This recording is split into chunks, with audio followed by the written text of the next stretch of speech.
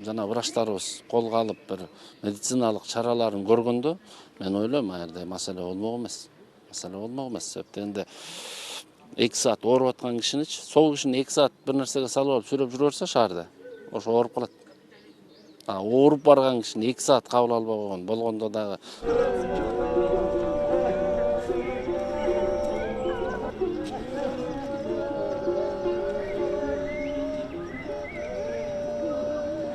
Атайын оорукана деп коет, президенттин алдындагы спецбольница деп коет.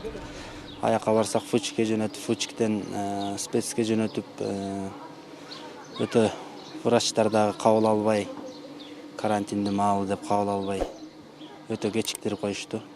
Кант диабети бар эле, кант диабети бар кишилердин баары эле жүрбөйбү.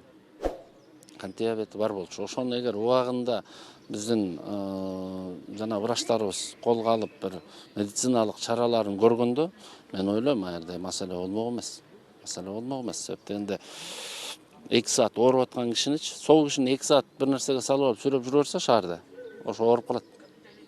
Ооруп барган кишини 2 саат кабыл албай койгон болгондо дагы ушу кыргыздын ушундай бир туугулар улун баарыбыздын сыймыгыбыз, улуттун сыймыгы, элдин, өлкөнүн, мамлекеттин сыйлыгы болгон уулуна ушундай мамилени жасалганына албетте баарыбыз бүгүн нааразы болуп турабыз.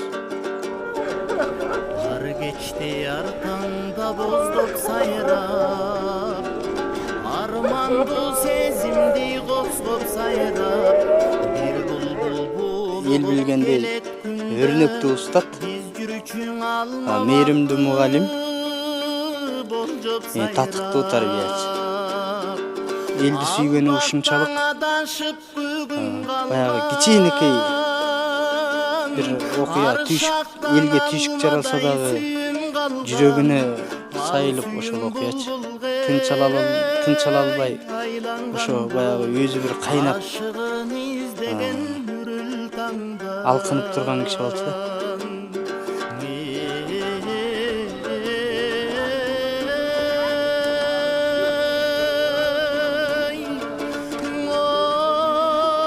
Кыргызды түзөп, тарбиялап, туура жолго салгандагы тарыхта акындар болгон. Себеби акындар эч кандай бийликти дагы, байлыкты дагы карабай түз ырдашкан. Элмирбектин феномени дагы ушундай, ал бийликти дагы караган эмес, байлыкты дагы караган эмес, өзүнүн оюн, өзүнүн сөзүн түз айткан акындардын эң акыркы акындардын бирөөсү десек болот. 2010 жылдагы апрелдеги революциядан кийин ошо мезгилдердеги бийлик эсиңерге келгиле. Ушундай балдардын каны төгүп атканда силер ошону акташыңар керек деп ырдаган ушундай Элмирбек болгон. Бул тарыхта ар дайым акындар ушундай таамай ырдаган, чындыкты чындыктай ырдаган ушундай Элмирбектей акындар эми азыркы андан кийинки деле мыкты акындар бар, бирок алар таарынбасын. Бирок Элмирбектей феномендин чыгышы кыргыздарда өтө сейрек.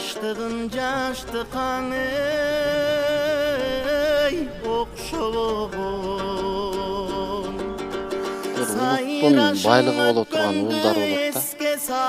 Бүгүнкү күндүн залкары улуттун бир уюткулуу уулунан айрылды кыргызча. Мен бүгүнкү акыркы 30 жылдагы өнөр дүйнөсүндө жүргөндөрдүн туу чокусунан айрылдык деп түшүнөм. Толубайдын тулпарындай болуп, кайсы сайга салбаган кете берген жигит эле да. Мунун сөз мөрлүгү bir шумук болчу. Күндү, түндү жумалап жүрө берсең, мунун сөзү бир айткан экинчи кайталашпас. Улам бир жаңы керемет нерселерди жүрсүң. Ал сөз мөрлүк жагында. Мунун манасчылыгы да окуш болчу. Баягы айтыштагы акындыгы бир башка, жанагындай кагаз тилинде жазган акын